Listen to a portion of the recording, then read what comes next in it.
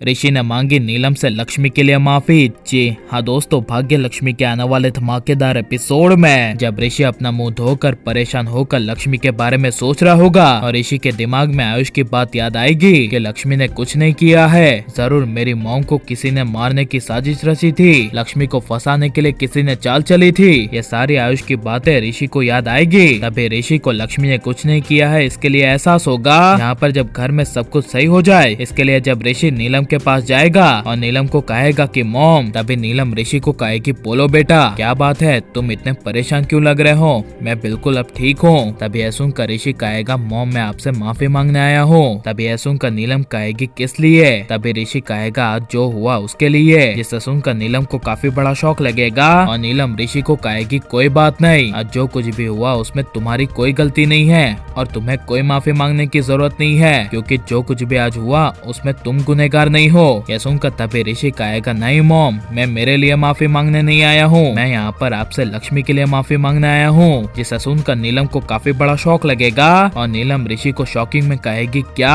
तभी यह सुनकर ऋषि कहेगा हाँ माँ, मेरा दिल कह रहा है कि आज जो कुछ भी हुआ उसमें लक्ष्मी की कोई गलती नहीं है। पता है ना माँ कि आयुष ने क्या कहा था, ये कहीं आपको मारने की किसी की साजिश भी हो सकती है और साथ ही साथ लक्ष्मी को इस घर से बाहर निकालने के लिए लक्ष्मी को फंसाने की साजिश हो सकती है, क्योंकि इस घर में सभी लोग लक्ष्मी के खिलाफ हैं। जहाँ पर अभी आप कुछ दिनों से लक्ष्मी का साथ देने लगी हैं, तो वो जो हमारे घर में लक्ष्मी के खिलाफ हैं, उनमें से ही हो सकता है कि किसी ने आपको मारने की साजिश रची हो और लक्ष्मी को फंसाने के लिए इसमें बस मोहरा बनाया हो। ये नीलम को कहते हुए ऋषि नीलम को कहेगा कि एक बात आप भी बताइए कि लक्ष्मी ऐसा कुछ कर सकती है क्या, लक्ष्मी किसी को मारने की कोशिश कर सकती है। यह सुनकर नीलम कुछ बोल नहीं पाएगी और लक्ष्मी की सोच में नीलम डूब जाएगी और ऋषि कहेगा बोलिए मॉम। तभी यह सुनकर नीलम ना कहेगी और ऋषि कहेगा एग्जैक्टली, लक्ष्मी किसी को मारना तो दूर उसके बारे में सोच नहीं सकती, अरे वो तो ऐसी है कि उसका दुश्मन अगर मौत की कगार पे हो ना तो लक्ष्मी उसकी भी मदद कर दे। जिसे सुनकर नीलम को काफी बड़ा शौक लगेगा